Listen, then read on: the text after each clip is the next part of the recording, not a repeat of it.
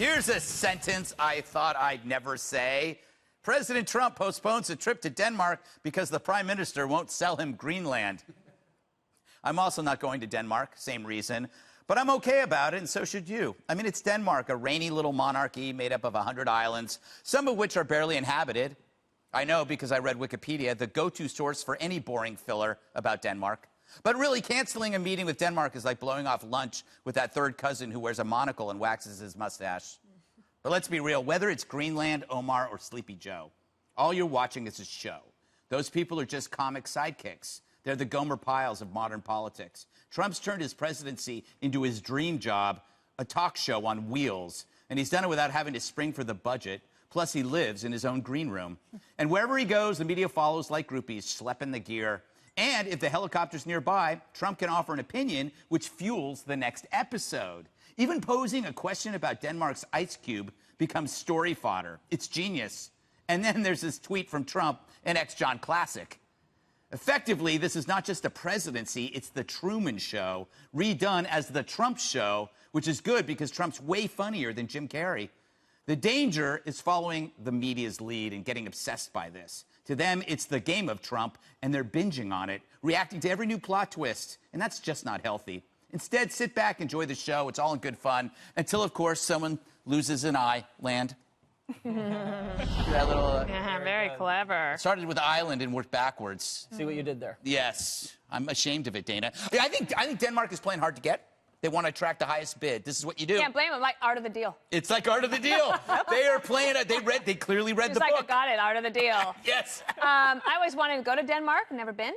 I would like to visit. I have to remember in all of these things, the Prime Minister, she has politics too. Yes. Right? So she has to deal with her press that isn't the same as ours. Also, the president didn't really expect this thing to leak. Yeah. This is apparently like they were talking. It's not like he was making a serious bid. He's like, well, what could we do? What's the possibilities? Yeah. And then it leaks, and all of a sudden now we're in a fight with Denmark. I'm like, you know what? Katie, this is kind of why I like Trump in the sense that he asks questions that I would ask. Like, does anybody own the moon?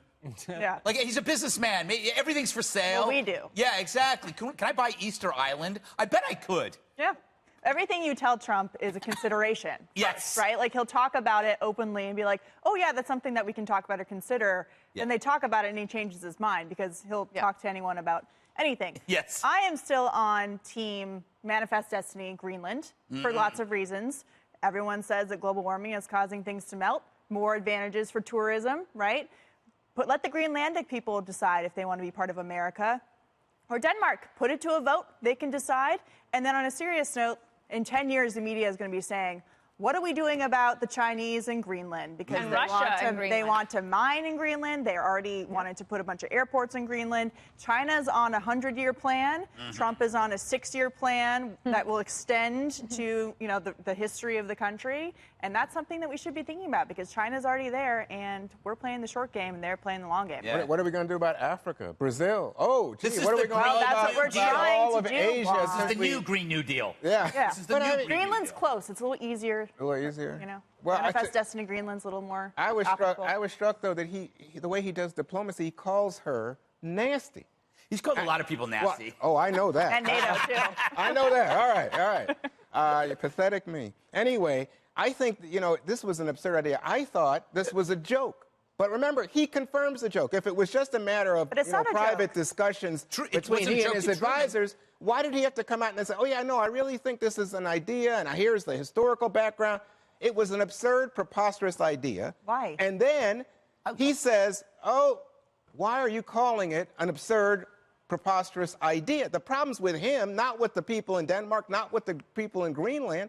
This guy, he goes so far. What about the people in China? This is not. Juan, you're having a mental breakdown. It's fun. No, you think it's the Truman Show. That's what you said, right? Yes. Well, Yeah, Truman but it's Show not because the Truman Truman also Show. bid on it. Yes. That's But the this other is one. not. But the Truman Show would be like comic. It's worth more now. This guy's supposed to be the president, Okay, right? Juan, every single United States president would acquire Greenland if they had the chance. 2 past U.S. presidents tried to acquire Greenland. That's not absurd. And he didn't make a rude and nasty statement when he floated this idea. It floated.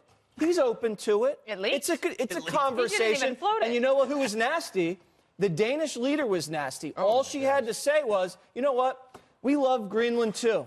And I appreciate the fact that the President of the United States also has loving feelings towards this part of the world. Maybe we can discuss it when we have this meeting, which I expect will go great, and we can solidify U.S.-Danish relationships. That's all she had to do. But she rudely dismissed it as absurd. No, she has so her he own canceled politics. it. Oh, you know what? If I were her, I would use it to extract concessions from the United States of Say, America. you can have it if we don't have to do our NATO donation. Exactly, because they're under budget on their NATO dues by a couple, like billions of dollars. So all she has to do is string Trump along maybe, you know for what? maybe the rest of his term and court Jesse, him and get what she Jesse, wants. you know what? There are people in Greenland. You know what she said? You can't buy people. So if Putin comes over and says, hey, United States, I see your president's driving up the deficit.